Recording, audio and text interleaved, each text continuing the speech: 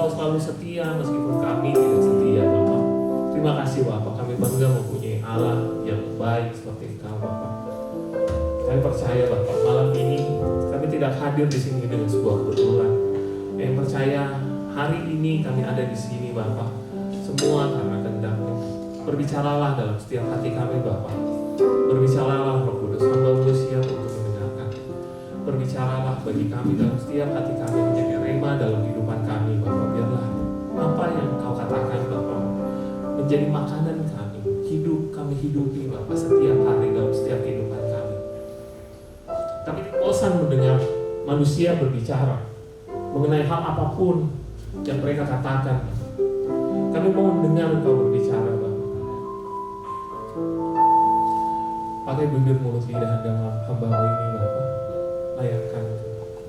Layakkan hamba-Mu ini untuk berbicara lebih hal. Biarlah tanah hati kami menjadi tanah hati yang lembut, yang siap untuk ditaburi oleh firman Tuhan. Roh Kudus, bantu kami untuk mengerti.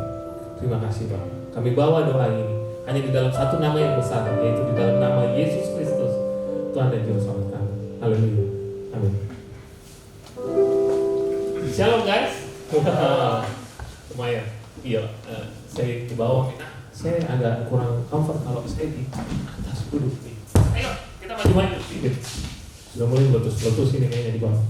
Jadi kita maju supaya kita lebih enak bicara, supaya kita lebih enak apa saja kita bisa ngomong, kalian bisa, kita lebih interaktif. Ayo kita maju-maju. Yang laki-laki maju ke depan. Mohon. Ayo. Itu orang kalau di masjid itu yang laki-laki di depan. Masa kita kalah sama mereka?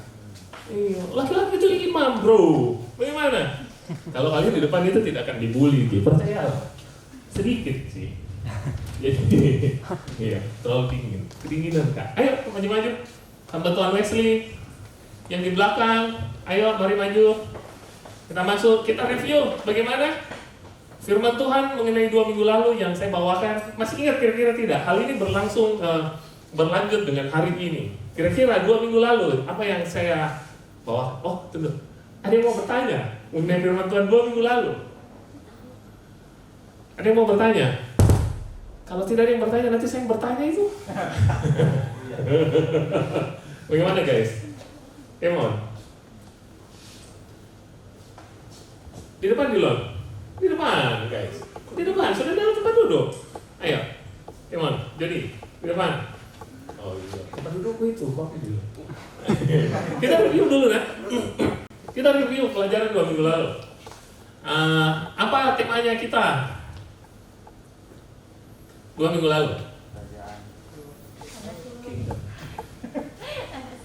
Apa? Kerajaan Allah.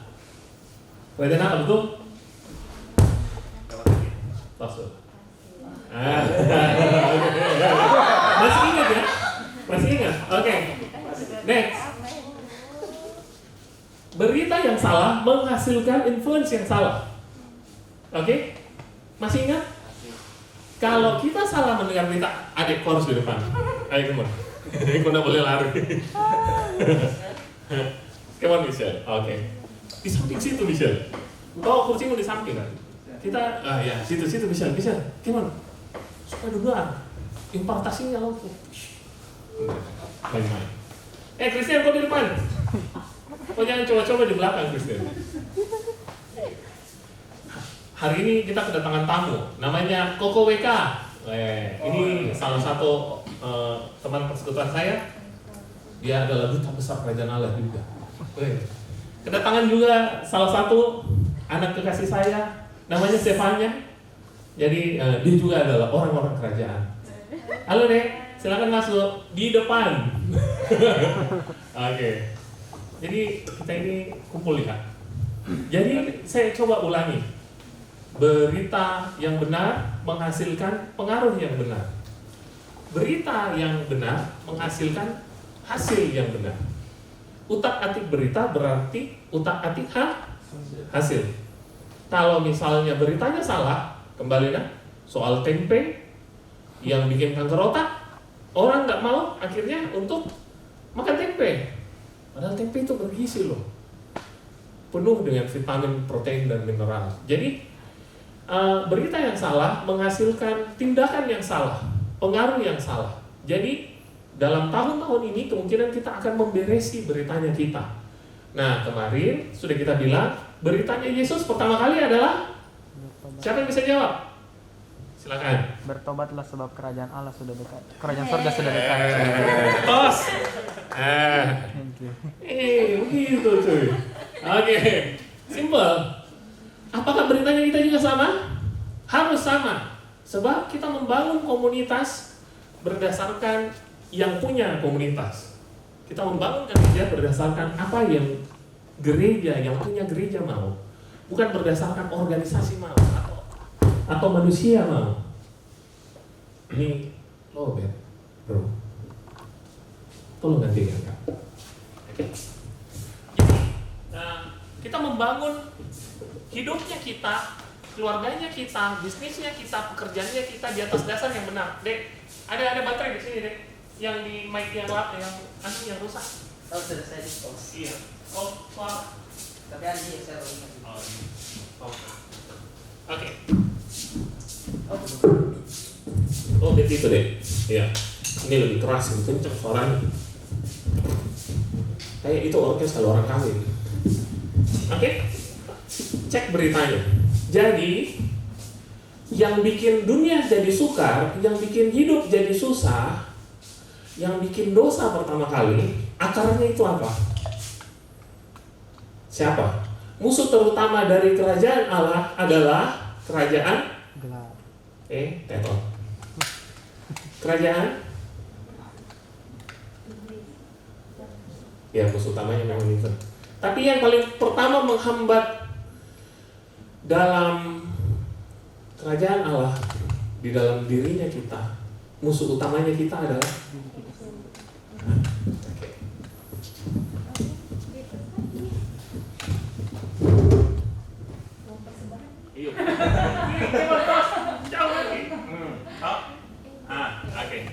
itu harta yang berharga.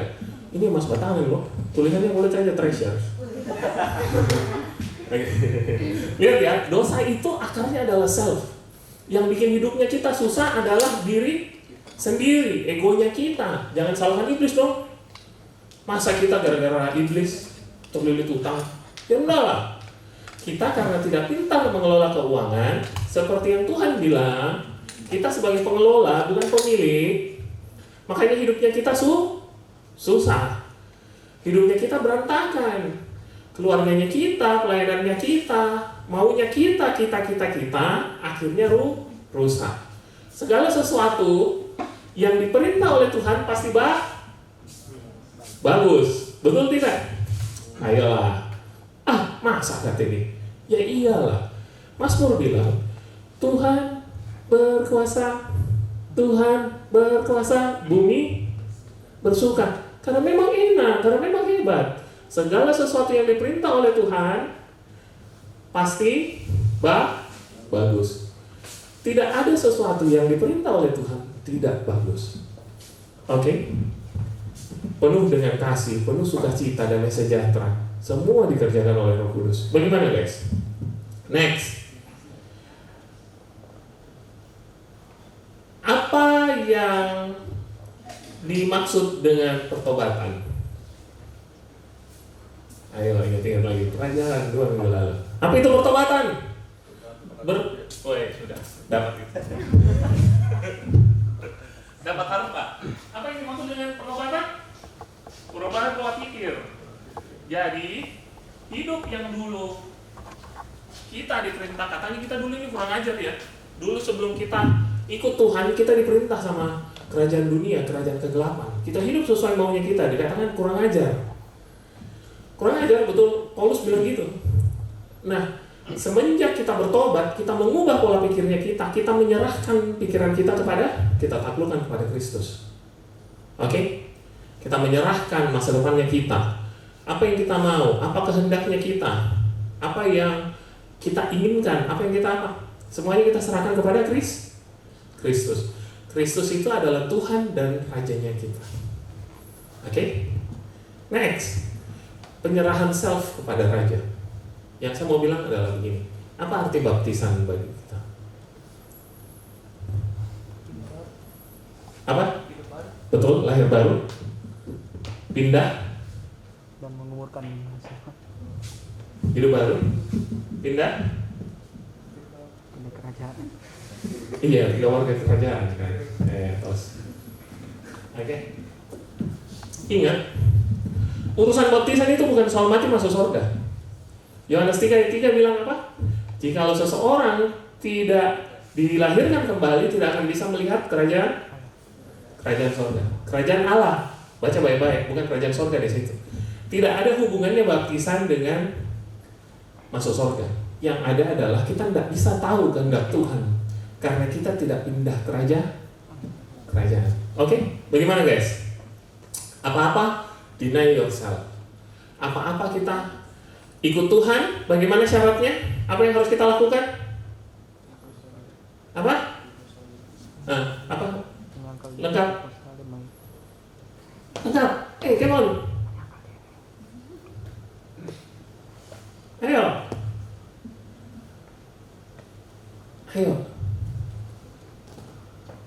Come on guys. Kalau mau ikut Tuhan, kerjanya orang Kristen bagaimana? Setiap hari kita harus menyangkal dirinya dan pikul salib, ikut Tuhan. Menyangkal diri itu artinya apa? Kita membuang egonya kita. Bukan saya. Ceritanya ada uang ini 10 juta.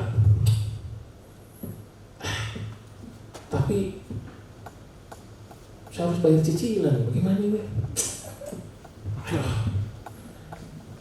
Susah juga. Sangkal diri. Anak kerajaan tidak terima duit haram. Keren sekali. Oke. Sudah jelas-jelas tahu. Kalau misalnya kata-katanya kita itu tajam, kita sudah marah ini. Kita sudah lihat itu orang. Tunggu ini, sagas ini. Sini ditunggu, pokoknya saya simpan-simpankan kok. Pulang ini gereja youth ini nanti di luar saya pukul. Kalau itu Will Smith, dia hantam orang, di depan-depannya orang. Dia mengendorse kekerasan di depan-depan orang. Apalagi mereka adalah kulit hitam. Itu amat sangat. Jadi kental bahwa orang kulit hitam itu kental dengan kekerasan. Dalam lirik lagu rap, dalam apa, itu menciptakan budaya kulit hitam sama dengan kekerasan, violence. Ngeri tidak? Ngeri kan? Itu sama sekali tidak bisa diterima. Orang sudah marah ini, Tuhan bilang apa? Mengampuni. Sudahlah, kita mengampuni. Deny yourself. Bukan saya. Tidak, bukan salahku. Dia harus pertama minta maaf. Dia pikir saya siapa? Betul tidak? Deny yourself. Kita yang pertama minta maaf. Saya ada uang nih. Ini mobil berapa sih Arvin? Murah banget. Budaya sekarang budaya flexing kan? Budaya flexing. Murah banget. HP dipotong-potong, masa apa dipamer-pamerkan segala macam. Itu apa itu? Tidak, deny yourself. Pengen kelihatan. Ngeri itu loh. Coba saja punya pacar orang yang egonya minta ampun, hancur hidupmu. Itu ego itu satu-satunya hal yang paling merusak di dunia ini, lebih merusak dari setan macam apapun, tuyul, pocong, bebek gombel, segala macam itu.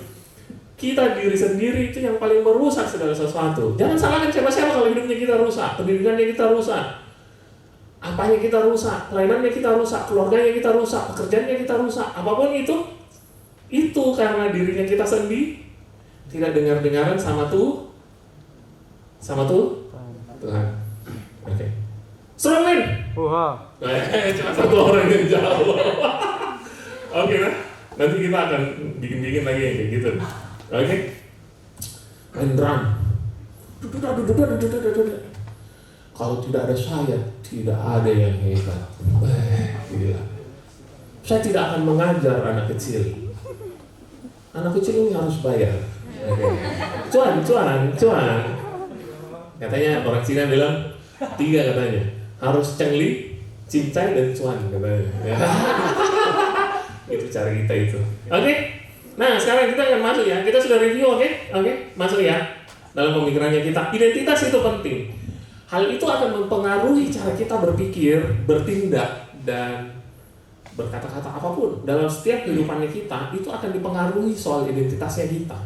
Hari ini saya akan menyebarkan berita mengenai identitas kita sebenarnya adalah siapa, apa destininya kita, dan apa pekerjaannya kita. Hidup yang tidak berkualitas itu karena identitas yang salah. Oke, contoh misalnya gini. Ada satu anak ya, bapaknya ini jahat. Terus dia bilang ke anaknya, nak cengeng, kau tahu tidak, kau itu goblok. Wih, anaknya gitu. Setiap minggu dia begitu. Dari umur 6 tahun sampai umur 14 tahun. Kamu itu goblok. Apa yang dia percaya dari dirinya? Oh iya, saya memang goblok. Beritanya salah. Tapi coba, wih dia bilang, ganteng sekali kau hari ini kotak-kotak. Calon-calon presiden kayak Jokowi ini, orang kota. Betul tidak? Wah, berarti kan dia bilang, saya ini calon presiden. Informasinya benar atau tidak? Makanya dia akan bertindak seperti presiden. Kemungkinan kita dari cara hidup salah itu karena beritanya tidak tepat. Oh, kalau orang yang berhasil itu harus ditunjukkan mobilnya apa yang kita pakai, betul tidak? Murah banget, beli McLaren, beli Porsche, beli apa segala macam, sepatunya Balenciaga. Nah, akhirnya kita membangun diri atas dasar yang salah. Kita lihat, kelihatan di luar, oh kekayaan itu diukur dari mobil yang kita pakai. Kalau tidak ada mobil berarti tidak sukses. Ini kan repot. Orang bisa boro-boro, jadi akhirnya cicil mobil selama 5 tahun hanya untuk menunjukkan bahwa lihat kayak sukses kayak. Ayolah, tidak bisa seperti itu. Mobilku itu umurnya sekarang nanti bulan 4 ini umurnya itu 12 tahun loh. Mobil yang kesayanganku. Saya pernah jalan habis pulang latihan, tahu kok William? Dia singgahin mobilku. Ayo, antar saya pulang. Iya, antar pulang. Kau tahu di mobilmu ini kayak PT-PT nih. PT-PT yang ber-AC. Presiden kita dengar di belakang ketawa setengah mati. Dia bilang sudah tua sekali ini. Kalau kita naik, katanya sakit pinggang. Boleh dingin, tapi sakit pinggang. Saya bilang, tidak apa-apa ya Bapak. Tidak ada yang perlu saya buktikan di sini. Simple ya. Kita itu tidak ditentukan dari apa yang kita pakai. Nggak pakai kaos, saya juga sih. Saya cuma pakai kaos. Setiap hari kelihatannya saya juga cuma pakai kaos. Kaos kayak dia pakai. Sebenarnya saya kayak panti asuhan dengan dia. Satu perguruan kak. Jadi sama-sama pakai baju kaos hitam. Saudara kak? Iya. Sama-sama besar telinganya. Tuh. Jadi sama-sama pakai baju hitam, sama pakai celana panjang. Jadi ya kita tidak ditentukan dari apa yang kita pakai. Apa yang orang lain katakan, tetapi kita ditentukan dari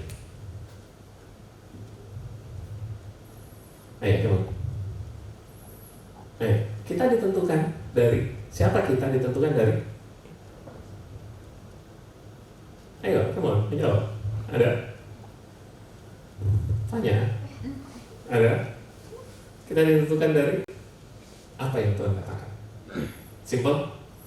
Yesus bilang, setiap orang yang mendengar perkataanku dan melakukannya, ia sama seperti orang yang mendirikan rumahnya di atas batu karang. Mau datang topan, mau datang angin, mau datang apa, pasti tidak akan roboh. Akan berdiri kuat. Karena apa yang kita pikirkan, begitulah dirinya kita. Tuhan itu selalu bicara sesuatu dengan kita. Cuma kadang kita nggak tangkap loh. Siapa dirinya kita? Akhirnya kita ditentukan oleh dunia. Dunia tentukan kita. Oh, laki-laki itu harus begini. Perempuan itu harus begini. Anak-anak itu harus begini. Oh, seorang bapak itu harus begini. Lihat, gambaran di luar berantakan. Saya tidak akan bicara soal di luar, mungkin dari sesi lain. Hanya saja, saya cuma mau kasih lihat kita akan mendongeng. Kakek ini akan mendongeng semua mengenai hal yang mengenai identitasnya kita. Oke? Guys, bagaimana? Kita coba buka Wahyu 9 ayat 5. Ini kita lihat apa yang direstorasi oleh Yesus di kayu salib. Minta tolong satu orang bacakan bagi saya, bagi kita semua. Wahyu 5 ayat 9 dan 10. Dan mereka menyanyikan suatu nyanyian baru Saya katanya. lebih keras. Strongman. Wah. Oke. Dan mereka menyanyikan suatu nyanyian baru katanya, engkau layak menerima gulungan kitab itu dan membuka meterai-meterainya. Karena engkau telah disembelih dan dengan darahmu engkau telah membeli mereka bagi Allah dari tiap-tiap suku dan bahasa dan kaum dan bangsa. Dan engkau telah membuat mereka menjadi suatu kerajaan dan menjadi imam-imam bagi Allah kita, dan mereka akan memerintah sebagai raja di bumi. Ya, ini destininya kita. Simple. Nah, saya ulangi saya bacakan dengan lebih lentang lagi. Engkau layak menerima gulungan kitab itu dan membuka meterai-meterainya. Karena engkau, Yesus, telah disembelih, dia telah disalibkan, dan dengan darahmu, darahnya siapa? Yesus. Oke? Engkau telah membeli mereka, ditebus bagi Allah dari tiap-tiap suku dan bangsa dan kaum dan bangsa. Ada orang Toraja, ada orang etnis China, ada orang Indonesia, ada orang NTT, ada orang Manado, ada orang siapa. Semua dari setiap suku, bangsa, kaum dan bahasa telah dibeli. Perhatikan yang ayat 10. Dan ada kata dan, berarti dengan darah yang sama dia telah mengubah statusnya kita. Engkau telah membuat mereka menjadi suatu, ayo, kemana ulangi, menjadi suatu kerajaan dan menjadi imam-imam bagi Allah kita. Dan mereka akan memerintah sebagai raja di bumi. Akan memerintah sebagai raja di bumi. Di mana? Di bumi. Di sorga. Boro-boro, ngapain ke sorga? Kita diciptakan di bumi kok. Memerintah di bumi. Dengan darah yang sama, dengan kuasa yang sama, kita diciptakan untuk memerintah di bumi. Have dominion di bumi. Tidak di sorga. Intinya kita diciptakan, kita didesain untuk di bumi. Parahnya kita mau, enggak apa-apa deh, kita yang penting mati masuk surga. Masalah soal excellent, tidak memerintah, tidak membuat segala sesuatunya lebih baik. Kembali saya ingatkan, memerintah itu bukan suruh-suruh ya. Oke? Di Kejadian 1 ayat 26 dikatakan kita harus menaklukkan seluruh bumi dan segala isinya, tetapi kita dilarang untuk memerintah manusia yang lainnya. Kita dilarang menaklukkan manusia yang lainnya. Yang harus kita lakukan dalam keserupaan, kita melayani manusia yang lain. Dalam keserupaan, kita menaklukkan, kita mengelola seluruh bumi, dan kita melayani manusia yang lain. Cukup simpel. Jadi, mau tidak mau, kita harus bilang bahwa saya ini raja. Saya ini ditakdirkan untuk memerintah. Coba lihat tampang kiri kanan dulu. Kayaknya tidak yakin ini ya. Masa nohok begini? Masa mukanya yang begini mau memerintah jadi raja? Mau tidak mau, suka atau tidak suka, siapa yang sudah dibeli di sini? Angkat tangannya. Siapa yang sudah dibeli oleh darah Yesus? Angkat tangannya. Come on. Sudah dibeli? Sudah diselamatkan? Iya dong. Iya kan? Iya. Okay. Siapa yang belum dibaptis di sini? Ayolah. Belum? Pindah KTP kok. Kok mau bikin apa tutup terus di situ? Ayolah. Kalau tidak, kita akan bisa melihat kehendak Tuhan. Itu hanya sebuah perwujudan bahwa sebenarnya saya mau mengerti kehendak Tuhan. Saya mau mengerti. Itu seperti kayak tindakannya kita bahwa saya mau pindah deh, yang lama saya sudah selesai. Begitu bangun, saya orang yang baru. Saya sudah tinggalkan yang lama. Kristen yang dulu sudah mati. Kristen yang dulu sudah mati. Yang malas-malas, yang tidak pusing dengan lingkungan sekitar, apatis, kerjanya main api gratis, Free Fire. Itu sudah mati, dimatikan bro. Oke. Betul tidak? Yang dulu suka merokok, minum-minum, pajak-pajak, segala macam, sudah mati guys. Bagaimana? Sudah ditebus tidak? Saya menyarankan, ayolah. Nanti kalau mau, nanti kita buka konseling lagi kita minta Om Doni untuk. Mau deh? Let's go. Sama Kesa juga belum. Supaya kalau Kesa nanti selesai dibaptis, dia bisa bawa sharing nanti. Kita sudah jadi gitu. Jadi kita itu setiap hari pasti ada devosi. Kita devosi masing-masing bergiliran. Ada Pretty, Kesa, Joy. Oh Kesa belum, karena dia belum dibaptis.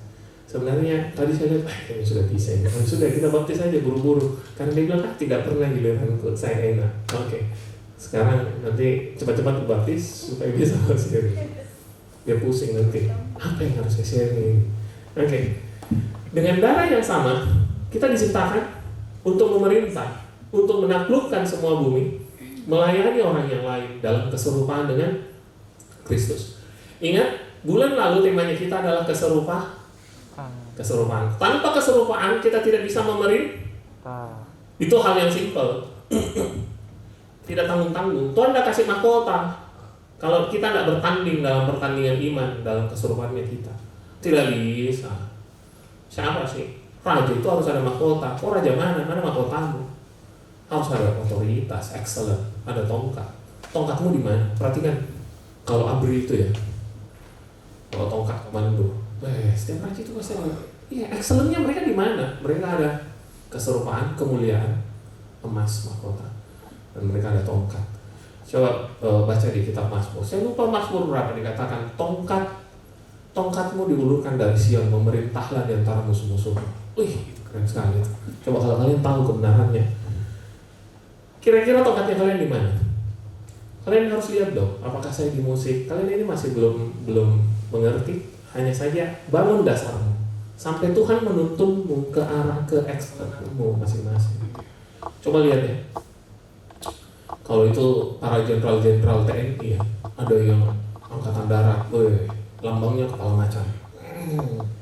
Kalau angkatan udara kepala elang. Coba kalau angkatan laut kepala apa? Kepala semua. Awas kok. Salah. Tidak ada. Oke. Tidak ada. Jakonnya saya dikejar nanti TNI. Jadi pokoknya ada tongkatnya mereka masing-masing di setiap area kehidupannya. Mereka punya tongkat. Begitu dia bawa tongkat, anak buahnya semua begini. Siap. Kenapa? Karena dia punya excellency. Dia punya sesuatu yang excellent dalam kehidupan.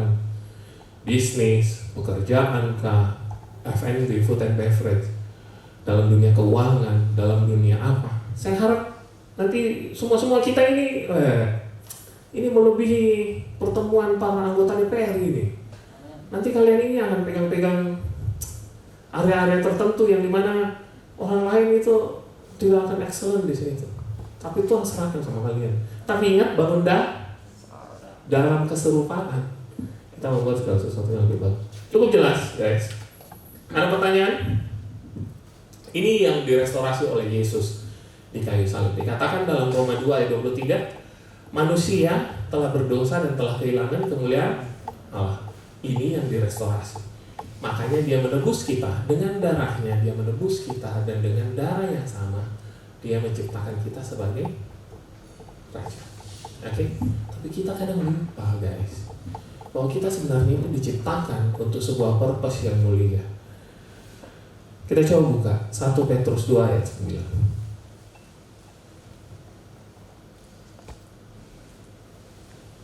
Oke. 1 Petrus 2 ayat 9. Saya coba bacakan ya. Tetapi kamulah bangsa yang terpilih. Cek.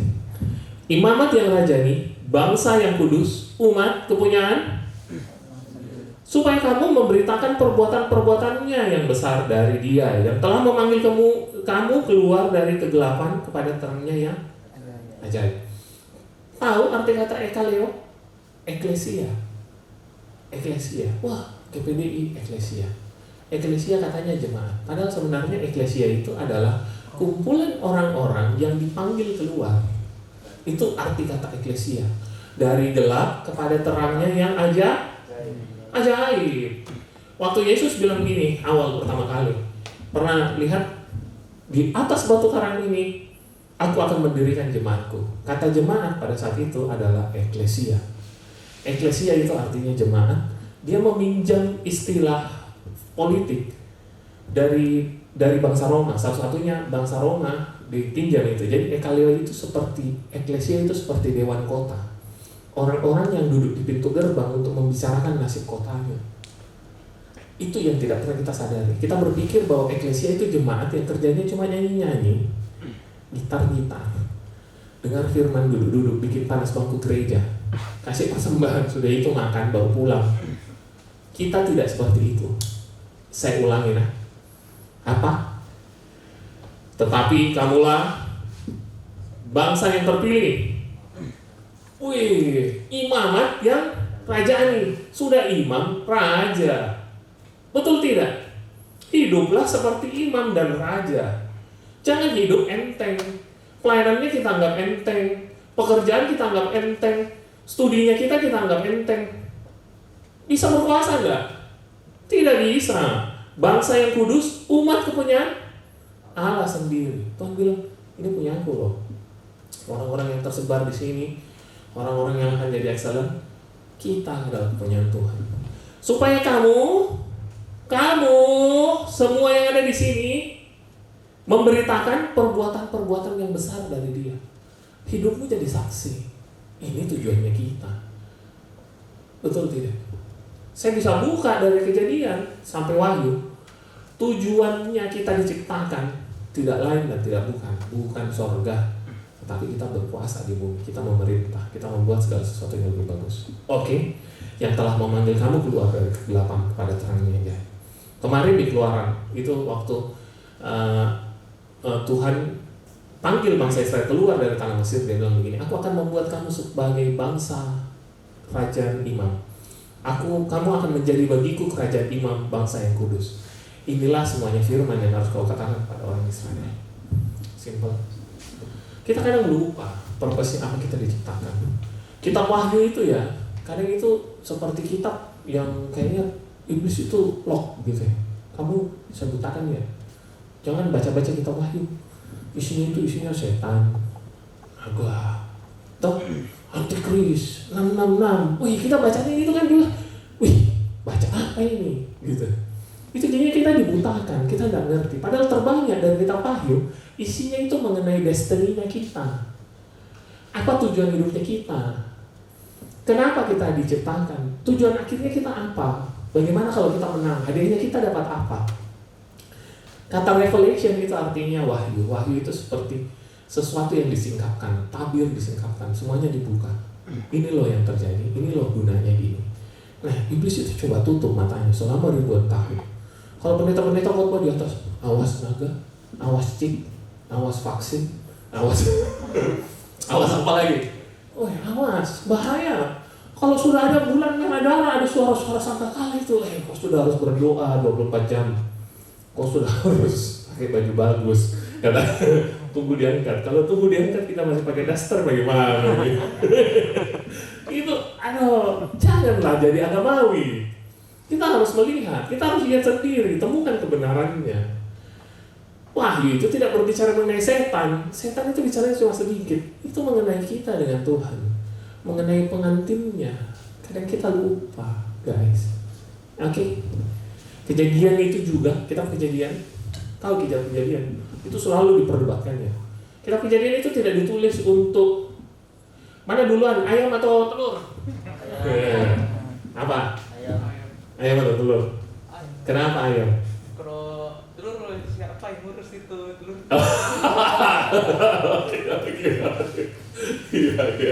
Oke. Itu tidak ditentukan untuk umur bumi itu 6.500 tahun, tidak bisa. Carbon dating itu juta-juta tahun. Saya ada cuma nanti saya cerita tentang jawabannya. Jadi Tuhan itu menciptakan hukumnya, mengubah dari suatu kondisi yang chaos menjadi order. Tugasnya kita pun seperti itu, makanya kita didelegasikan untuk hal tersebut. Tidak dibilang untuk bumi sudah berapa lama, binatang mana duluan datang, kenapa yang begini, mana manusia pertama. Tidak, yang dia isi di situ intinya dari kitab Kejadian tidak lain-lain. Cuma purpose-nya kenapa manusia diciptakan. Intinya di Kejadian 1 ayat 26-27.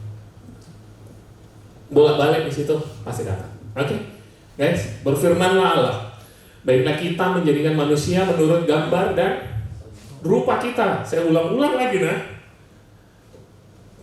Baiklah, bagusnya itu. Jadi saya duduk-duduk sama Chris, baiknya itu kita pesan pizza Domino, no? Begitu, ngerti? Seperti itu kan lagi ngobrol-ngobrol. Bagusnya, baiklah kita. Bagusnya itu kita ciptakan manusia menurut gambar dan rupa kita supaya mereka berkuasa atas ikan-ikan di laut dan burung-burung di udara dan atas ternak, bla bla bla bla, dan binatang begitu. Saya ulangi kembali, kita dilarang untuk menaklukkan manusia yang lainnya, suruh-suruh, mauku harus jadi, saya bos, bawahan, harus jadi, nggak bisa. Oke? Jadi pada dasarnya kitab Kejadian itu ditulis untuk menceritakan apa purpose-nya kita. Simple. Siapa kita di hadapan Tuhan? Kalian harus tahu. Hari ini kita bicara identitas, oke? Siapa dan untuk apa kita diciptakan. Nah sekarang, ada yang tahu siapa kita? Treasure yang terakhir.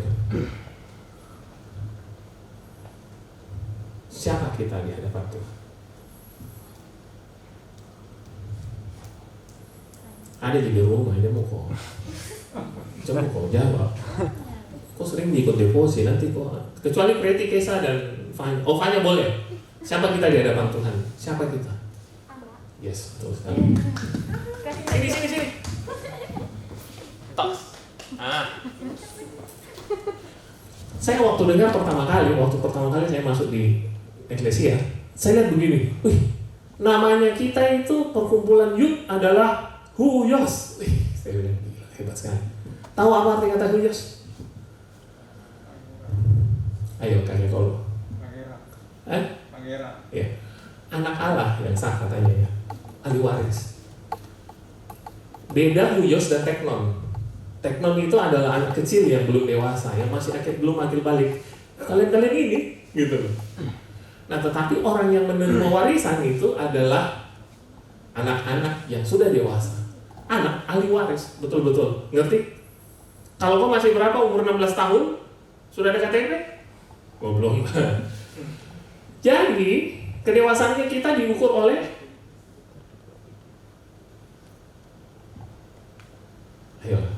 kedewasaannya kita diukur oleh umur? Enggak, bukan. Ada orang umurnya 30 tahun, kalau kan masih anak umur 13 tahun. Hebat-hebatan di pinggir jalan, masih nongkrong mobilnya, nongkrong motornya.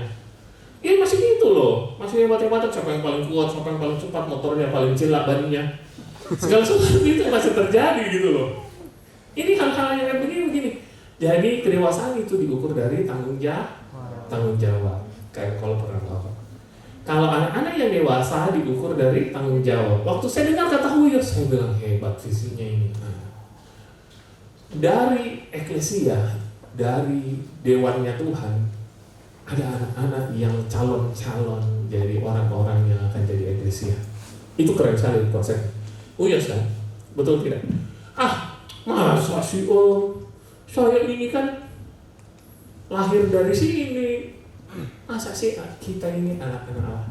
Ayo coba kita lihat silsilah Yesus. Kalau kita lihat di dalam Matius 1, kita akan lihat bahwa silsilahnya Yesus itu dimulai dari Adam melahirkan ini. Dia mulai dari atas sampai ke bawah. Nah, kita coba lihat di dalam Lukas 3.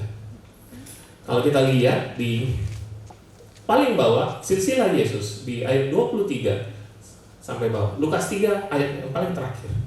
Itu diurut Yesus, anak ini, ini si ini adalah anak ini. Coba lihat yang ayat terakhir. Ayat 38, Lukas 3 ayat 38. Anak Inos, anak Set, anak Adam, anak Allah. Adam, anak Allah. Anak itu, kata anak itu berarti yang diambil dari sumber. Kata Bapa itu artinya adalah sumber. Jadi ada sumber. Anak itu jangan pikir ya, kayak itu Habib Rizik bilang, kalau Tuhan ada anaknya bidangnya siapa? Salah itu. Itu aneh. Pemikirannya terbalik itu. Dia pikir anak sesuatu yang dilahirkan. Padahal itu sesuatu yang diambil. Anak tangga dilahirkan kan? Enggak. Kalau kita berasal dari Allah, kita adalah anak Allah. Itu simple. Tidak bisa, itu sudah digariskan. Tetapi kadang kita tidak memenuhi panggilan kita sebagai anak Allah. Yesus pernah bicara dengan ahli-ahli Taurat. Dia bilang gini, wah kamu anak siapa? Saya ini Yesus bilang gini, kalau kamu masih diperhamba dosa ya berarti kamu adalah budak dosa. Oh masa sih? Tidak, kami ini orang merdeka. Saya ini adalah anak Abraham. Oh tidak, kamu anak iblis. Kamu melakukan pekerjaan iblis. Makanya kamu anak iblis. Kamu tidak mengerjakan pekerjaan Abraham. Kau tidak lakukan apa yang Abraham lakukan. Berarti kamu anak setan. Wih, itu Yesus keras sekali. Sudahlah, Yesus itu suka gas orang memang. Tapi kita lihat, kalau kita dari Allah, kita dituntun oleh Allah, maka kita adalah anak Allah. Menjadi dewasa, pertumbuhan rohani itu tergantung dari keputusannya kita. Statusnya kita sudah jelas. Waktu kita dibaptis, kita diterima menjadi anak. Roh Kudus ada di kita. Roh anak itu diam dalam hatinya kita. Dia berseru kepada Bapa, ya Aba, ya Bapa. Akhirnya ketika kita dibaptis, kita menyerahkan hidupnya kita. Kita menyerahkan kehendaknya kita, masa depannya kita kepada Bapa. Kita menjadi anak-anaknya. Oke, kita coba lihat ya. Roma 8 ayat 14. Saya dilarang bawa sharing terlalu lama. Anakku bilang itu hari saya bawa 1,5 jam. Jadi Roma 8 ayat 14. Semua orang yang dipimpin Roh Allah adalah sudah hidup dipimpin Roh Allah enggak? Atau roh dunia? Atau jangan-jangan roh diri sendiri? Ngeri ya. Sebab kamu tidak menerima roh perbudakan yang membuat kamu menjadi takut lagi, tetapi kamu telah menerima roh yang menjadikan kamu anak. Oleh roh itu kita berseru, ya Aba, ya Bapa. Wih, dahsyat gak? Ada pertanyaan? Dahsyat gak? Mau gak mau? Wih, masa? Contoh Dylan gitu ya, tiba-tiba satu hari datang surat dari pemerintahan kerajaan Kelantan Malaysia. Gila. Sudah digariskan Dylan ini adalah keturunan terakhir dari Raja Kelantan. Bingung namanya, dia ketawa baru pingsan. Yang akan menggantikan Raja Kelantan yang akan berkuasa saat ini untuk memerintah seluas negara, seluas ya pokoknya begitulah 200 km persegi. Wah, penduduknya 1 juta jiwa. Dengan dia dipersiapkan ya, tolong, ini adalah pemerintahan resmi dan sudah ada pengumumannya di koran.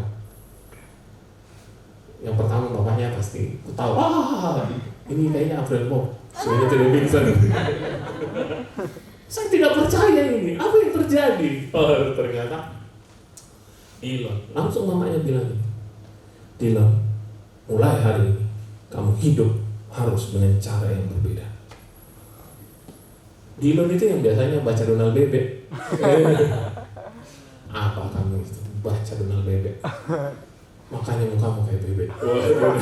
Ganti dong. Minimal Kompas, minimal media Indonesia, baca SWA, baca majalah-majalah terakhir. Langsung diganti bacaannya. Karena kita tahu kebenarannya. Apa yang kita baca itu yang ada dalam korannya kita. Oke? Terus dilihat, Dylan, kamu itu sekolah di SD Impres 125. Katanya nomornya kalau semakin besar bukan semakin keren kan? Katanya semakin belakang-belakang gitu. Saya langsung sekolahkan di Harvard. Wah, gila. Langsung pergi. Karena apa? Otaknya harus terisi. Kalau ada pertemuan KTT 20, G20, wah, saya bilang, saya adalah, masa ya udah tahu kotanya saya.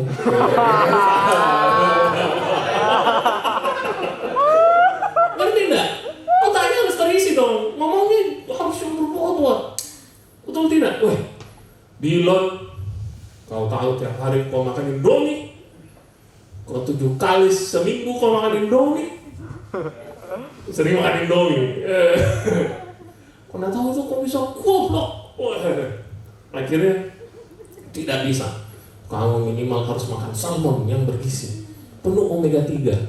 Ikan-ikan laut di sini di mana di Galesong banyak ikan laut. Nanti dicarikan yang terbaik, dipotong, langsung di file, dimasak, pakai olive oil supaya bergizi, kepalanya, tubuhnya kuat. Ya tidak makan junk food lah. Betul enggak? Masa Indomie? Indomie kesukaan anak Indonesia. Jadi anak-anak jadi goblok. Bagaimana gitu? Mixing generation. Hidupnya langsung berubah. Wah, mamanya tiba-tiba lihat. Siapa lagi mama? Melda.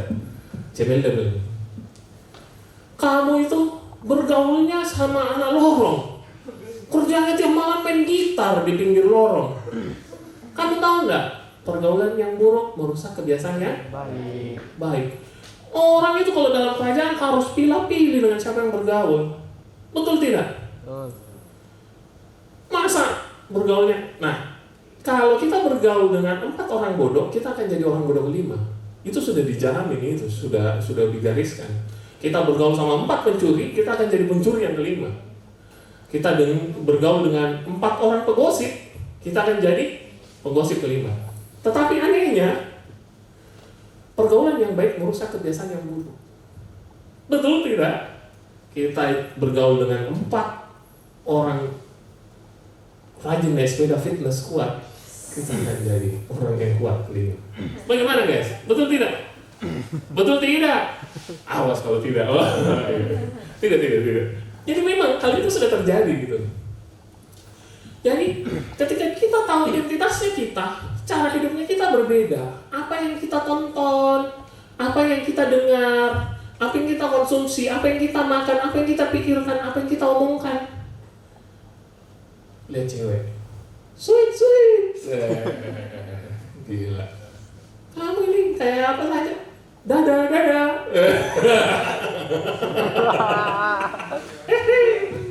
Iya kan? Laki-laki dari mana ini? Perempuan juga mandangnya sinis kan? Dadah. Emang kok yang di dada ini? Oke, bagaimana guys? Kita coba lihat lagi. Aduh, ini mengganggu pemberitaan firman Tuhan. Kita hidup cara berbeda. Kita belajar yang berbeda. Sekolah berbeda. Coba lihat para bangsawan-bangsawan. Minimal ada satu skill yang mereka harus punya. Biasanya mereka tidak berbicara cuma 1 bahasa. Mereka minimal bicara 2 bahasa. Mereka bisa mempelajari alat musik. Itu dilatih memang dari mereka kecil. Mereka harus excellent dalam bisnis. Mereka harus hadir dalam setiap pertemuan charity. Mereka memberi dengan banyak. Mereka itu filantropi. Bukan soal banyak uang ya, tapi mereka melayani orang lain. Pernah lihat gambarannya Lady Diana? Lady Diana, ada lagunya tuh dulu. Lady Diana, putri yang baik hati. Jadi anak-anak kecil dia perlu. Karena memang itu adalah gambaran dari kerajaannya. Itu adalah kredibilitas kerajaannya. Waktu dia bikin skandal, berantakan kerajaannya. Simple. Bagaimana guys? Maka dari itu hiduplah secara berbeda. Makanya hidupnya kita berantakan.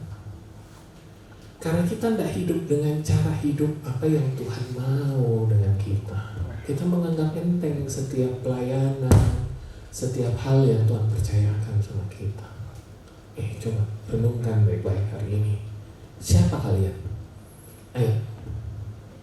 Siapa kalian? Ayo, lebih keras lagi. Strongman. Siapa kalian? Anak Allah. Huyos. Anak Allah. Oke. Kalian ini anak Allah. Calon-calon raja loh. Memang belum dewasa. Seiring pertumbuhan rohaninya kalian, ini baru bangun dasar. Nah, kita akan banyak bicara soal prinsip. Kalau dengan saya, jangan kau harap saya main game. Jangan kau harap saya lama-lama untuk mau main game, main apa, enggak. Kalau dulu dengan saya PA, kita bicara soal perubahan pola pikir. Kalian harus bertobat dari cara hidup kalian yang lama. Saya akan menghabiskan waktu untuk hal yang tidak. Oke, bagaimana guys? Berpakaian ya rapi lah.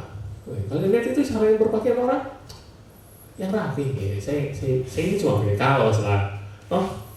Biasa orang karena kapan itu ibadah? Kita kaget di belakang. Datang ke gereja itu pakai rok di belajar sampai sini. Begitu juga kaget di kok. Ya Tuhan tutuplah matamu. Oh salah. Tidak. Ya Tuhan tutuplah matamu. Ini ketawa paling keras di belakang. Oke, destininya kita tetap. Pertemuannya kita lebih hebat dari pertemuan anggota DPR. Kita menentukan kota. Kalian sedang di training. Kalian king in training. Oke. Kalau kalian lihat, Yesus itu raja segala Siapa yang memerintah sebagai raja? Kalian yang sudah ditebus dengan kemuliaan, keserupaan, dengan excellency yang kita punya dalam semua bidang-bidang kita. Oke? Perbedaan putra dengan hamba masih panjang. Aduh kata ini. Putra itu punya hak waris. Hamba tidak punya. Hamba dapat rumah. Enggak, hamba dapat fasilitas. Enggak, hamba harus bekerja. Makanya anak menerima warisan, hamba menerima upah. Kita bukan orang upahan. Kita tidak bekerja untuk uang. Kita tidak akan bekerja untuk kambing domba. Oke? Kita coba lihat ya perumpamaan anak yang hilang. Di mana itu guys? Sebagai anak harus kalian tahu mengenai hal ini karena Matius 25. Ini Matius 25 perikopnya bicara hilang-hilang. Ada yang dirham yang hilang, apa yang hilang. Sekarang anak yang hilang. Apakah kita termasuk anak yang hilang itu? Coba. Oke. Mana itu? Di mana itu anak yang hilang?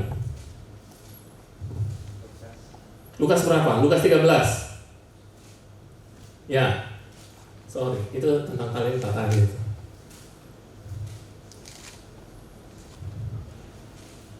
Oh bukan. Lukas berapa itu? 15. Oke, Lukas 15. Saya coba baca ya. Yesus berkata lagi, ada seorang yang mempunyai 2 anak laki-laki. Kata bungsu kepada ayahnya, "Bapa, berikanlah kepadaku bagian harta milik kita menjadi hakku." Lalu ayahnya membagi-bagikan harta kekayaan itu di antara mereka. Ini anak kurang ajar ini. Bapaknya belum mati sudah minta warisan. Orang Jawa bilang mokong. Sudah mati saja, kasih saya hartaku. Begitu. Ini kurang ajar ini. Kurang ajar sekali ini. Beberapa hari kemudian anak bungsu itu menjual seluruh bagiannya. Ingat, warisannya dia jual demi apa? Cuan. Dari hari aku. Seluruh bagiannya lalu pergi ke negeri yang jauh. Di sana ia memboroskan harta miliknya itu dengan hidup foya. Wow, berapa banyak dari kita yang mengganti warisannya kita dari Tuhan dengan murah banget. Oh, banyak. Pendeta saya bisa gak ada hidupnya cuma gara-gara duit. Pendeta sekarang banyak yang jadi hamba uang bukan hamba Tuhan. Ini saya orang lain itu. Tidak perlu kita kalian harus hati-hati ya dengan pengajar-pengajar palsu yang menjual segala sesuatu demi uang. Setelah dihabiskannya semuanya, timbullah bencana kelaparan di dalam negeri itu dan ia pun mulai melarat. Lalu ia pergi dan bekerja pada seorang majikan di negeri itu. Orang itu menyuruhnya ke ladang untuk menjaga babinya. Daripada dia melayani bapaknya, daripada dia melayani kehendak Tuhan, bapaknya kita, dia malah mengerjakan hal-hal yang najis. Babi itu dalam bangsa Israel ini adalah hal yang najis loh. Sentuh babi mereka nggak mau karena mereka merasa itu adalah unclean, bukan haram. Nah, haram itu bahasa Arab untuk dilarang, forbidden. Tapi najis itu hal yang kotor. Ya karena memang babi itu adalah bottom feeder. Bottom feeder itu mereka yang di bawah-bawah, makanya dia selalu tunduk-tunduk gitu. Nah, dia malu, bapaknya babi. Jadi tunduk-tunduk. Bercanda. Dia mengerjakan hal-hal yang najis, yang kotor, yang tidak perlu. Karena apa? Dia sudah tukar demi uang.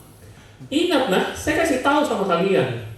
Kalau kau tukar kepercayaan Tuhan, apa yang Tuhan percayakan, warisanmu dengan uang, kau akan kehilangan dua-duanya. Perhatikan ini. Kita akan kehilangan dua-duanya. Kita tidak bekerja untuk uang.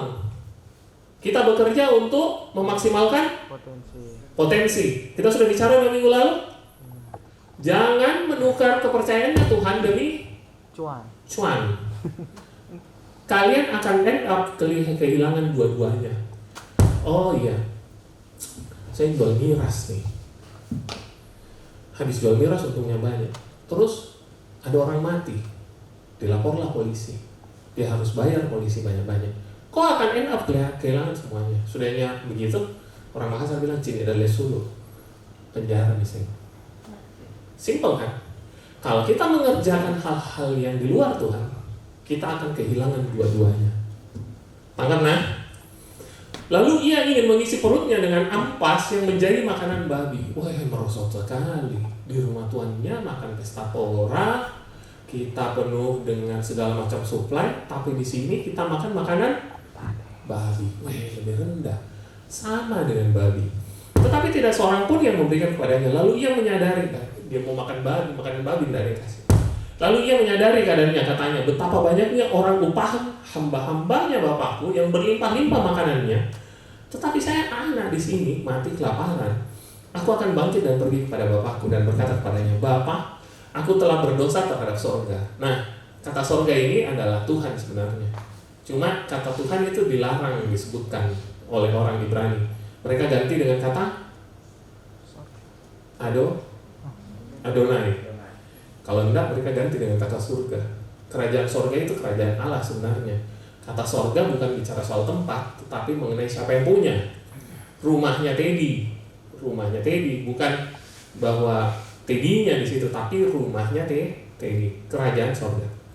Dan terhadap bapaknya, aku tidak layak lagi disebut anak Bapa. Jadikanlah aku sebagai salah seorang upahan Bapa. Anak, akhirnya dia bilang, saya mau jadi hamba. Lihat betapa banyaknya agama yang mengajarkan bahwa kita adalah hamba. Semua agama di dunia ini mendekatkan dirinya kepada Tuhan dengan pendekatan hamba. Kamu harus melakukan sesuatu untuk mendapatkan sesuatu. Adakah kita begitu?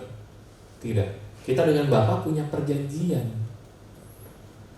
Kita punya perjanjian. Kita punya semua janji-janjinya dan semua warisannya. Tapi kita lupa.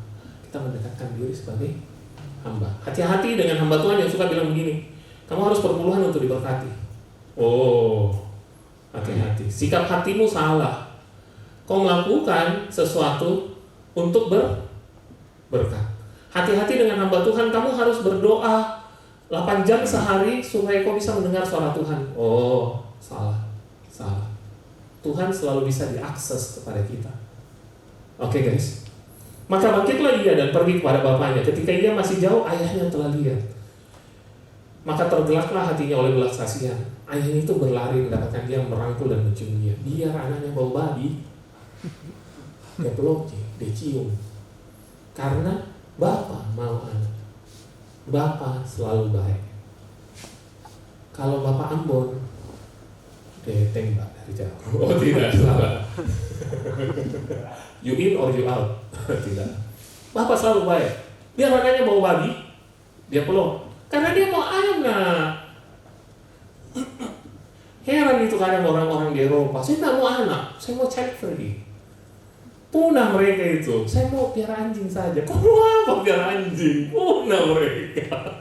Saya mau child free. Saya tidak mau urus anak-anak. Ya sudahlah urusanmu. Padahal kita ditentukan. Ayo, punya anak. Tidak punya anak asli, anak rohani, tidak apa-apa. Kata anak itu kepadanya, Bapa, aku telah berdosa terhadap sorga dan terhadap Bapa. Aku tidak layak lagi disebutkan anak Bapa. Tetapi ayah itu berkata kepada hamba-hambanya, lekaslah, bawa kemari jubah yang terbaik, pakaikan kepadanya. Kenakanlah cincin pada jarinya dan sepatu pada kakinya. Ambillah anak lembu tambun itu, sembelihlah dan marilah kita makan dan bersuka cita. Sebab anakku ini telah mati. Ingat, mati dan hidup kembali. Come on, Yohanes 3 ayat 3. Berubah, bertobat. Indah kerajaan. KTP baru. Ya. Sebab anakku ini telah mati dan menjadi hidup kembali. Ia telah hilang dan didapat kembali. Maka mulailah mereka bersukacita. Saya akan bicara soal anak sulung. Nanti di kehidupan yang lain, maksudnya di pertemuan yang lain, anak sulung ini berbicara mengenai kadang anak juga bisa hilang di dalam rumah. Ini bicara mengenai spirit, orphan spirit. Bapaknya ada, tetapi dia seperti yatim piatu. Yang dia cari itu adalah kambing domba. Saya coba skip sebentar. Saya coba lihat. Lihat. Jawab hamba itu, adikmu telah kembali ayahmu. Maka marahlah anak sulung. Coba lihat deh 29. Maka ia menjawab ayahnya, katanya, telah bertahun-tahun aku melayani Bapa dan belum pernah aku melanggar perintah Bapa. Tetapi kepadaku belum pernah Bapa memberikan seekor anak kambing. Bertahun-tahun saya melayani Tuhan, mengerjakan apa yang Tuhan lakukan, diam di rumah Bapa, tetapi Tuhan tidak pernah kasih saya melayani Tuhan cari kambing, cari uang, cari promosi, cari jabatan, cari ketenaran. Ternyata ada spirit yang dikatakan orphan spirit. Spirit anak yatim, walaupun bapaknya ada, tetap ada. Coba lihat. Nanti kapan-kapan saya bahas ini ya. Kapan-kapan tadi Kak. Tetapi baru saja datang anak Bapa telah memboroskan harta kekayaan Bapa bersama dengan pelacur-pelacur. Padahal kata pelacur dari tadi sudah disebutkan. Maka Bapa menyembelih anak tambun itu untuk dia, kata ayahnya kepadanya, lihat, ini Bapa selalu baik. Bapa selalu baik. Anakku, engkau selalu bersama-sama dengan aku. Dan segala kepunyaanku adalah kepunyaan. Tuhan cuma mau bilang begini, bukankah saya ini cukup untuk kau? Saya sudah tahu kebenarannya. Saya sudah berhenti kejar-kejar yang aneh-aneh. Saya bekerja untuk kemuliaan Tuhan. Saya berhenti kejar uang, jabatan, posisi, ketenaran, spotlight. Saya bahkan mau dikasih jabatan apa? Enggak lah, pekerjaanku bukan itu. Saya nggak mau. Bertahun-tahun ikut Tuhan, Tuhan sudah tebus. Tuhan sudah kasih kenikmatan seberapa banyak, terus saya merasa bahwa itu tidak cukup. Saya mau kejar uang. Enak saja. Jangan kok. Kita jangan jadi orang upahan. Cuma mau lembu kambing. Cuma mau supply. Cuma mau uang. Melayani, apapun kita melayani, ingat, jangan uang. Upahnya kita nanti sama rajanya kita di kekekalan. Mahkotanya kita nanti sama rajanya kita. Keluar uang tadi ikal, nggak peduli. Apapun harus, saya nggak peduli. Oke, simple guys. Jangan pernah menukarkan untuk lembu kambing. Kita coba lihat apa warisannya kita. Kita coba lihat ya, kembali ke tempat tadi. Ini kayaknya terlalu tegang. Saya takut nanti kalau kambing. Ya, Oke. Nah, kita coba kembali di ayatnya yang ke-22. Apa warisannya kita sebagai anak? Apa yang direstorasi Yesus di kayu salib? Apa yang Bapa kembalikan ke kita? Coba baca di ayat yang ke-22. Chris, please. Tetapi ayat itu berkata kepada hamba-hambanya, lekaslah bawa kemari jubah yang terbaik. Jubah. Jubah itu berbicara mengenai apa?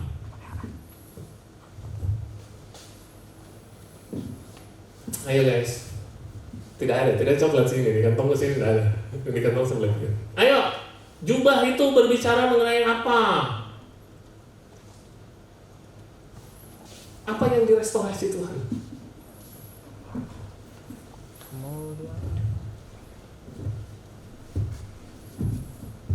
Hey, come on. Kemuliaan. Hah? Kemuliaan. Apa? Kemuliaan. Kurang tepat. Salah. Berbicara mengenai identitas. Iya dong. Yang pakai baju hijau-hijau loreng-loreng itu siapa? Ketahuan. Tantar ini kacang hijau. Kalau yang pakai baju coklat-coklat, lalat-lalat. Dia tahu istilahnya kita. Lalat-lalat itu polisi lalu lintas. Lalat-lalat itu. Kalau misalnya yang pakai baju coklat hijau-hijauan, terus tulisannya PP, polisi palsu. Oh. Kalau ngomong raja, identitas dong. Kalau misalnya anak raja, ada jubahnya, ada identitasnya. Dia tahu dia siapa. Kalau orang jalan, wih, anak raja itu, royalty. Dia pakai jubah. Orang bilang kan, orang yang sudah ditebus dikasih pakai pakaian putih. Ada jubah yang baru, orang tahu, oh ini Kristen. Kualitas dilihat. Oh, mengampuni, tahu, tidak sombong, rendah hati, gemar menabung. Wih, Kristen pasti. Betul tidak? Kalau sombong, oh anak setan. Betul tidak? No, identitasnya kita. Tuhan waktu itu dipulihkan adalah identitasnya kita. Dikasih identitas yang baru. Identitas calon raja Kelantan. Namanya Dilon. Betul tidak? Ini nanti pelan-pelan saya akan bicara banyak mengenai ini. Apa fasilitas yang Tuhan kasih dengan kita? Oke, simple. Ada nggak? Kita identitas. Sudah jelas identitasnya kita? Kita adalah anak. Kita calon raja. Bapak kita adalah raja. Bapak kita adalah raja segala raja dan kita adalah raja. Oke. Next yang dikasih adalah, come on Chris. Setelah itu dikasih jubah yang terbaik, pakaikanlah itu next. itu kepadanya dan kenakanlah cincin pada jarinya. Apa itu cincin? Bicara soal apa? Kekuasaan. Yes. Otoritas, power. Dalam bahasa aslinya kuasa. Kuasa itu terbagi dua. Ada yang namanya exousia dan dunamos. Yesus waktu datang di dunia, dia usir setan. Pakai apa? Exousia atau dunamos. Kita akan belajar nanti. Exousia itu mengenai otoritasnya kita. Dunamos itu mengenai tenaga, kuasa yang keluar, yang sanggup menggerakkan banyak hal. Dunamos itu nanti ada akar katanya dari dinamit, dinamo, dan dinamis. Kalau pekerjaan tidak ada kuasa, ngomong tidak ada kuasa, pemikiran tidak ada kuasa, pekerjaan tidak ada kuasa, itu minus dunamos. Otoritas, waktu Yesus datang ke setan-setan, mau apakah engkau dari saya, hai engkau anak Allah yang maha tinggi?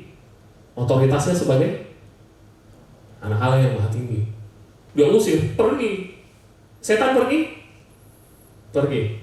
Waktu dia menyembuhkan perempuan yang pendarahan, ada tenaga yang keluar dari dia. Exousia atau dunamos? Dunamos. Nah, karena waktu polisi kasih berhenti, berhenti, kaca spion pun tidak ada. Exousia atau dunamos? Exousia, karena dia punya otoritas untuk memberhentikan mobil. Dia berhentikan dengan paksa. Tangkap orang, exousia, dunamos. Tangkap orang, tangkap paluka, iya, exousia dan dunamos. Saya bisa tangkap kok, kejar-kejar, pakai tenaga juga. Tidak. Cerita lain itu, tapi nanti izinkan saya untuk ngomongnya, itu panjang sekali. Kita dikasih cincin itu ada meterai. Dulu orang, kalau, ayo cium cincinku, oh raja-raja itu cium cincinnya, gitu. Ada lambang keluarganya di situ. Jadi waktu dia mau turunkan itu, cincinnya itu dia kasih ke anaknya. Bahwa ada gambarnya. Oh ini gambar singa. Ternyata dia kapten angkatan darat, gitu. Jadi waktu saya boleh sih, saya ini, gitu. Atau mereka lilin cincinnya dia pakai tanda tangan, dia tempel. Oh ini dari keluarga ini. Kerajaan Allah itu seperti itu. Yang dia kasih adalah cincin, otoritas. Kita lupa kita punya otoritas. Anak-anak gadis kalau pergi WC, satu yang kencing, 9 orang yang pergi. Kenapa? Awas ada setan. Weh, bagaimana ini? Harusnya itu setan kalau kencing, awas ada anak Tuhan. Betul tidak? Jangan-jangan kita diusir dari sini. Masuk rumah, itu kayaknya banyak lalat-lalatnya, ada banyak laba-labanya. Kayaknya ini angker, bulu kuduku berdiri. Gitu aja. Kita datang, keluar. Betul tidak? Dan kita lupa. Kita ini kayaknya hamba, tidak punya warisan. Come on guys, sadar mulai dari sekarang. Masih mau pergi ke WC 9 orang? Oh iya, 2 orang udah bisa total sendiri. 1 orang juga pintu. Oh iya, oke, boleh. Masih mau takut-takut? Kalau lewat jembatan klakson gitu ya. Tabe berbisik. Anak raja mau lewat. Tahu ini, betul tidak? Siapa itu yang begitu itu? Manusia macam mana pula itu? Minus kuasa. Jangan terlalu welcome lah dengan setan. Nanti kita jadi keset. Keset itu ada tulisannya selamat datang, welcome. Oke guys, sudah lewat dari 45 menit. Tangkap. Setelah cincin apa? Sepatu. Apa? Kasut. Oke. Kok sepatu? Belum ada sepatu, bro. Sepatu ditulis ini. Iya, kasut. Sepatu. Dikasihkan sepatu. Sepatu berbicara soal apa? Saya. Come on. Saya kira apa? Soal apa? Kasut berbicara soal apa? Apa? Kerendahan. Oh, tetot. Jadi kita dikeset gitu. Kita merendahkan hati. Saking rendahnya jadi dikeset. Tidak, bro. Kasut itu bicara soal apa? Tujuan hidup. Kita mau kemana? Hidupmu ngapain sekarang? Kau mau kuliah apa? Kau mau ngapain? Masa depanmu bagaimana? Siapa yang kasih? Tuhan yang kasih. Ngomong sama Tuhan, jangan ngomong sama orang tuamu, jangan ngomong kadang juga kita harus dengar orang tua itu. Jangan ngomong sama teman-temanmu, jangan ngomong sama siapa yang pengaruhi kok. Kita harus dengar suara Tuhan sendiri. Kita mau kemana? Orang tua kalau tidak benar itu kadang begitu ya, egonya datang ya. Sama kau itu harus jadi dokter. Padahal nilai biologinya 4. Dia operasi orang bagaimana? Ribet kan? Kadang juga orang tua tidak dengar suara Tuhan. Ya sadarlah, saya juga orang tua. Cuma kalian harus cari tahu sendiri. Sudah dikasih tujuan hidup. Dari pertama kita ditebus, dikasih tujuan baru. Kita diciptakan untuk apa? Kejadian 1:26. Kita diciptakan untuk apa? Menguasai dalam keserupaan. Dalam keserupaan. Dalam keserupaan kita memerintah. Oke. Tujuan barunya itu secara spesifik. Banyak orang bilang, kau sudah tahu apa panggilan hidupmu? Belum tahu. Nanti saya kasih tahu. Enak saja. Tidak bisa. Secara spesifik, Tuhan mau apa dengan kau? Hanya kau dan Tuhan yang tahu. Ini bicara soal kehendak Tuhan, bukan kehendak gembala, kehendak pastor, kehendak pemimpin rohani, kakak-kakak rohani, orang tuanya kita. Itu kadang memaksakan kehendaknya mengenai kehendak Tuhan. Hati-hati. Kehendak Tuhan bagi kalian adalah sidik jarinya kalian masing-masing dengan Tuhan. Tuhan yang kasih sidik jari sendiri. Saya mau kau jadi ini. Saya mau kau jadi ini. Saya mau kau jadi ini. Kelihatannya konyol sih. Cuma saya mau kau jadi ini. Saya mau kau jadi ini. Harus cari Tuhan dan tanya apa kehendaknya dalam kehidupan kita. Setiap hari kita mau diarahkan kemana sama Tuhan. Jangan diarahkan sama orang lain. Cari penciptamu. Contoh, oke. Saya banyak melakukan contoh supaya pelan-pelan kita mengerti, supaya kalian ingat.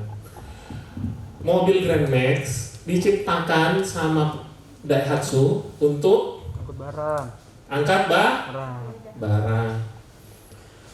Mobil truk diciptakan sama Mitsubishi untuk angkut pasir.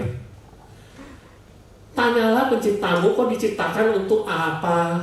Jangan merenung dulu dengan lagu-lagu melo. Sudah itu mati bunuh diri. Saya tidak tahu tujuan hidupku mau kemana. Tidak akan kau dapat. Berdoa, tanya penciptamu, kok mau saya jadi apa? Kau diciptakan untuk apa? Jadi kalau misalnya saya tanya ke dealer Mitsubishi, Grand Max, Daihatsu, bos, ini diciptakan untuk apa? Bisakah angkut pasir ini Grand Max? Dia pasti bilang, tidak bisa bos. Angkut anak kecil boleh, angkut barang kecil-kecil juga boleh. Tapi adakah dipakai untuk angkut pasir? Memaksakan kehendaknya kan? Akhirnya tidak maksimal. Tanyalah penciptamu, kalian diciptakan untuk apa? apa? Kalau sampai sekarang kalian belum temukan kehidupannya kalian, tujuan hidupnya kalian, itu sudah dikasih. Waktu kalian terima Yesus, kalian dibaptis, ayolah kayak mau dibaptis. Pindah kerajaan, dapat KTP baru, paspor baru. Ini warisan sudah dikasih, cuma kita nggak ngerti. Kita tanya sama orang tuanya kita, egonya jalan, saya mau kok jadi begini, supaya mama juga bangga. Tidak pernah ada satu orang di dalam keluarganya mama yang jadi PNS. Aduh, mau jadi apa itu? Tidak bisa guys. Ini soal masa depannya kalian, hanya Tuhan yang tahu. Dia sudah ada di sana. Dia yang punya hari esok. Kenapa juga kita takut? Jangan tanya siapa-siapa. Jangan tanya kakak amalnya kalian. Cari Tuhan. Berpuasa 40 hari 40 hari. Oh tidak. Oke guys. Oke. Next. Setelah itu dikasih apa?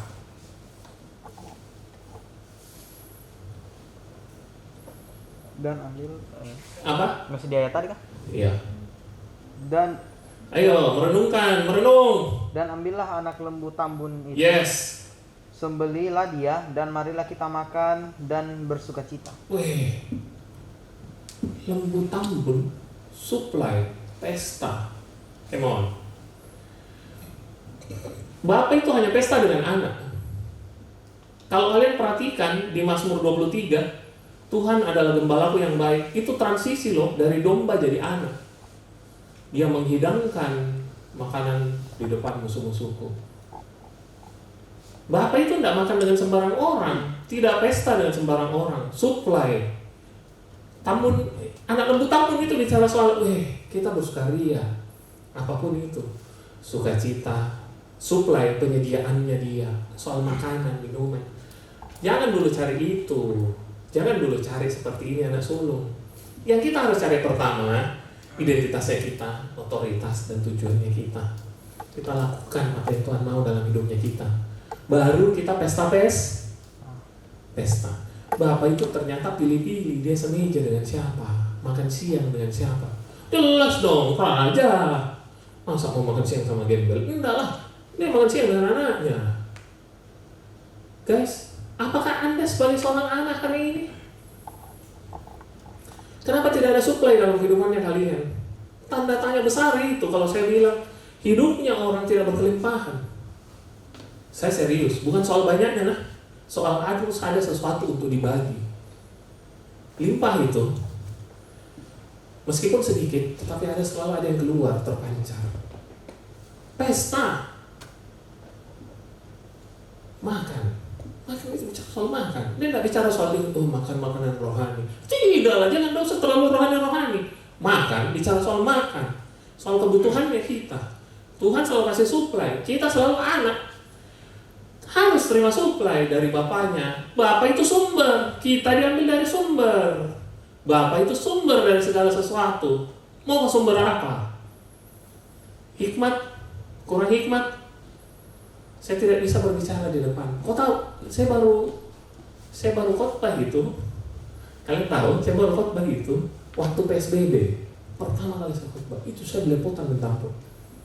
Saya itu tidak pernah bicara di depan orang. Kalau saya berbicara di depan orang, saya tanganku dingin. Kalau saya disuruh berdoa di depan, saya lari kencing. Memang begitu. Ingat, kalau kalian tidak punya tujuan hidup, kalian tidak punya kasut. Kalian tidak punya jubah, kalian tidak punya otoritas. Identitas. Kalian tidak tahu, saya siapa ini sih? Lahir dari mana? Apa tujuanku? Come on. Kalian harus banyak deal dengan Tuhan. Harus ada sesuatu yang dipulihkan hari ini. Bapak cuma makan dengan orang-orang tertentu, dengan anaknya. Dia tidak bicara dia makan dengan orang lain, tidak. Dia makan dengan anak sulung, dengan anak bungsu. Warisan sebenarnya kita bukan ini, tapi kembali lagi warisan yang paling terakhir kita itu apa? Come on guys, ayo dinilai. Tadi sudah ada jubah, identitas. Ada cincin, otoritas. Ada kasut, tujuan. Ada pesta, supply, sukacita, damai sejahtera. Ayo, come on. Next-nya. Apa warisan terbesar kita? Kemuliaan. Apa? Kemuliaan. Baca di situ. Oh. Apa warisan terbesarnya kita? Apa warisan terbesarnya kita? Kemana? Belajar merenungkan firman. Ayo, ada yang bisa jawab? Apa warisan terbesarnya kita?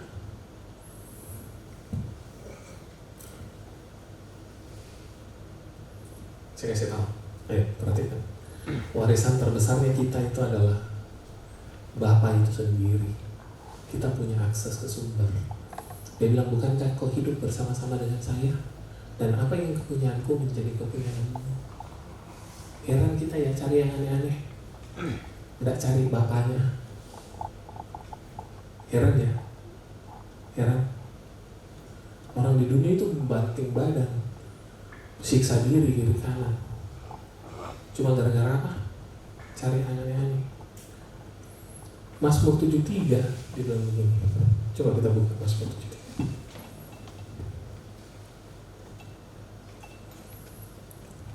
Ya Aba, ya Bapa. Mazmur 73. Ayat yang paling terakhir. Ini pemazmur ngerti betul loh soal hidupnya. Itu siapa yang paling terpenting? Mazmur 73 ayat 25. Saya bacakan. Siapa gerangan ada padaku di sorga selain engkau? Selain engkau tidak ada yang kuingini di bumi. Sekalipun dagingku dan hatiku habis lenyap, gunung batuku dan bagianku, my portion, warisanku, tetaplah Allah selama-lamanya. Kita lupa kadang sadar. Kaum Lewi sebagai imam, dia tidak dapat warisan tanah. Tapi Tuhan bilang begini, saya itu warisannya mereka. Saya itu warisannya mereka. Kita lupa bahwa kita mengejar yang lain-lain. Kita lupa tentang Bapaknya kita, sumber segala sesuatu. Ingat nak, camkan baik-baik, mumpung kalian masih kecil, sebelum lihat dunia luar. Jangan kejar yang aneh-aneh. Warisan yang ini jangan kau tukar. Pasti kopi makan makanan babi. Saya berani taruhan potong dariku. Oh enggak, jangan. Saya berani taruhan. Jangan coba-coba tukar yang satu ini demi pasangan, tahta. Oh iya, enggak apa-apa. Dia kan Kristen.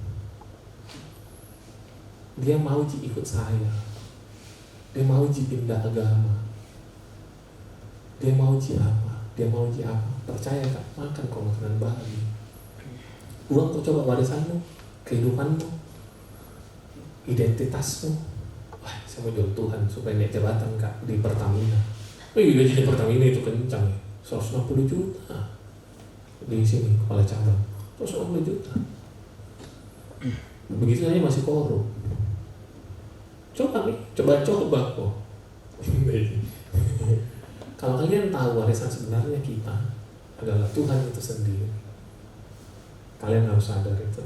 Kalian tidak akan buang waktunya kalian untuk hal-hal yang lain.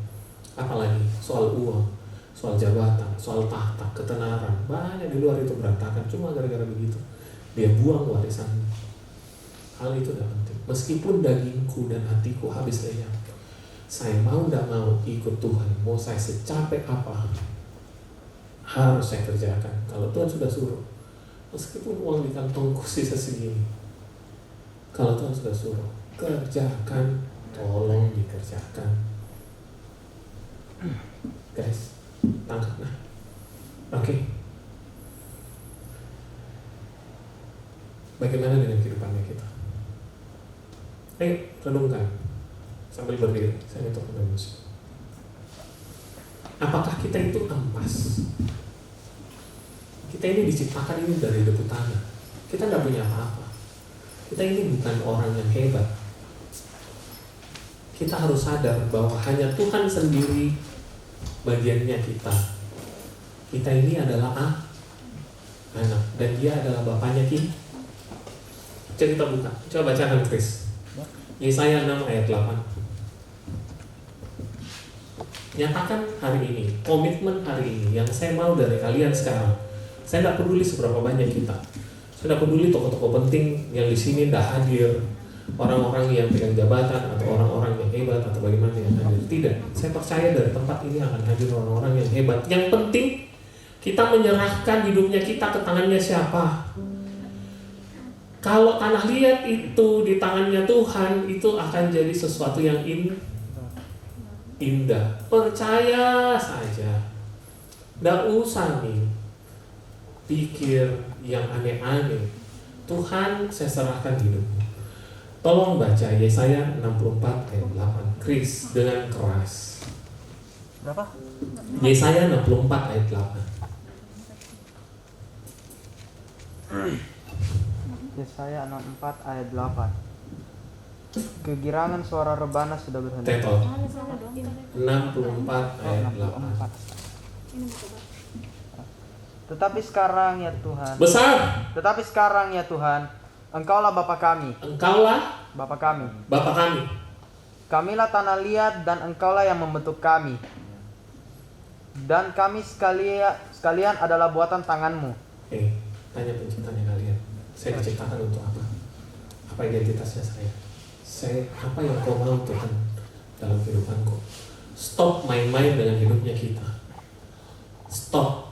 Mau studi, mau kerja, mau apa? Stop main-main. Belajar, membaca, saring apa yang kalian makan, minum, lihat, dengar. Stop main-main dengan kehidupannya kita. Ayo.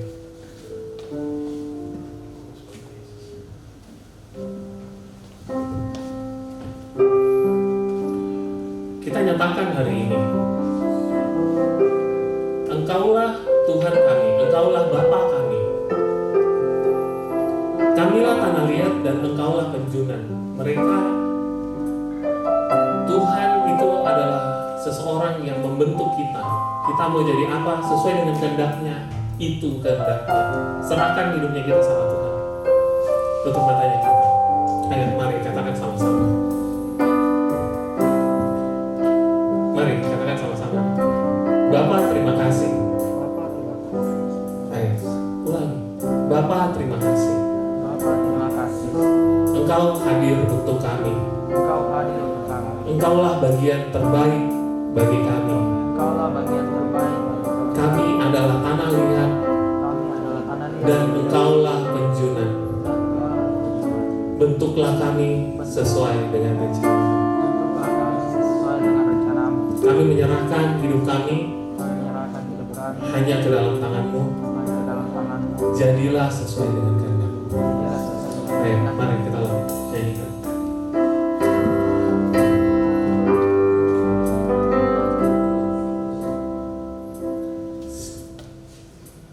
Bagaikan bencana, bagaikan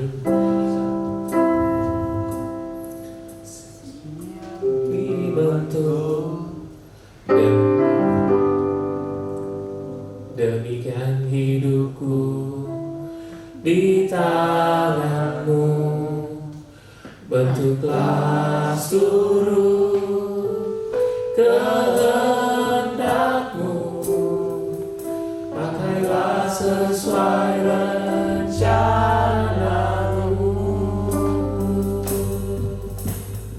Ku mau seperti-Mu, Yesus, disempurnakan selalu.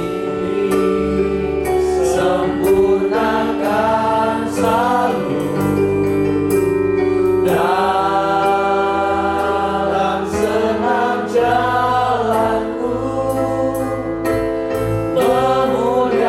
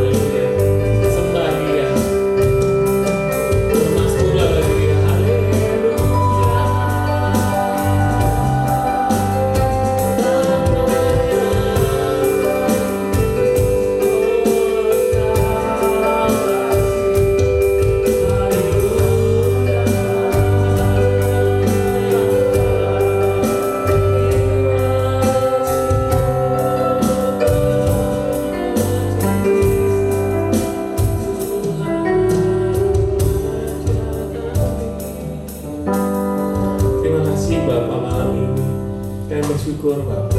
Berbicaralah dalam setiap hati kami Bapak. Biarlah firman-Mu hari ini menjadi rema dalam kehidupan kami. Hari ini kami Bapak mau berkomitmen hari ini. Taruh tangan kita di dada kita. Bapak, lihatlah tangan-tangan yang ditaruh di dada. Kami percaya Bapak. Berkuasalah dalam setiap hati kami. Kami mau ikut sesuai dengan kehendak-Mu. Apapun yang Engkau lakukan, kami akan mengerjakannya. Apapun yang Engkau katakan, kami mau melakukannya Bapa. Kami tidak mau berjalan sendiri. Kami tidak mau hidup sesuai dengan apa yang dunia katakan kepada kami mengenai siapa kami. Kami mau hidup hari ini sesuai dengan apa yang Engkau katakan mengenai kami, bahwa kamilah anak-Mu. Kami mau hidup mencari kehendak-Mu dari hari ke hari untuk menjadi serupa dengan gambaran anak-Mu. Kami percaya Bapak, kami menyerahkan seluruh kehidupan kami hanya ke dalam tangan pengasihan-Mu. Engkaulah satu-satunya Bapa yang baik dan penjunan dalam hidup kami. Kami taruh hati kami Bapak ke dalam tangan-Mu. Tidak masalah kami terbuat dari apa Bapak. Tidak masalah masa lalu kami seperti apa. Kami berasal dari keluarga mana, latar belakang kami, apa yang kami lakukan di masa lalu. Kami tahu Bapak bahwa kami menyerahkan hidup kami ke dalam tangan yang tepat, yaitu ke dalam tangan kasih karunia-Mu. Engkau yang sanggup membuat kami menjadi barang yang indah sesuai kemuliaan-Mu. Engkau yang sanggup membuat kami menjadi sesuatu yang berharga Bapak. Kami menyerahkannya hanya ke dalam tangan-Mu Bapak. Kami menyerahkannya. Berkuasalah, bertahtalah dalam kehidupan kami. Kami siap Tuhan. Kami mau berkomitmen hari ini untuk hidup sesuai dengan kehendak-Mu.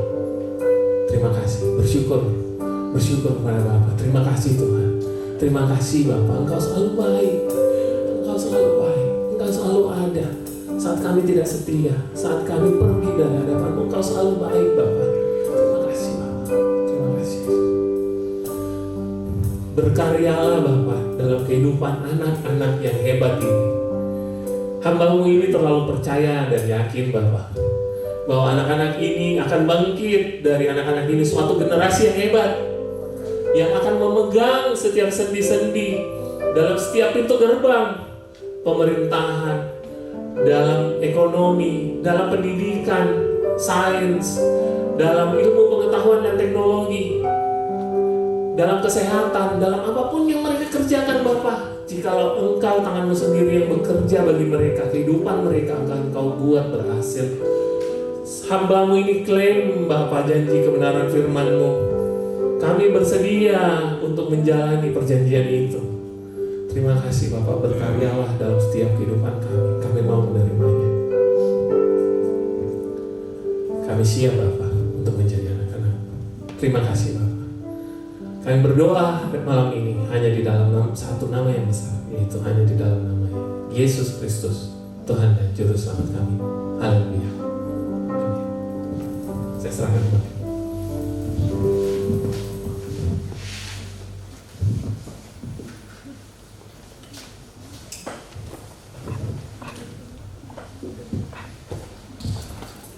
Haleluya. Saudara berkati Tuhan. Haleluya, puji Tuhan. Saya percaya kita semua malam hari ini tidak ada yang sia-sia kedatangan kita, karena kita diberkati oleh Tuhan. Kita akan beri persembahan.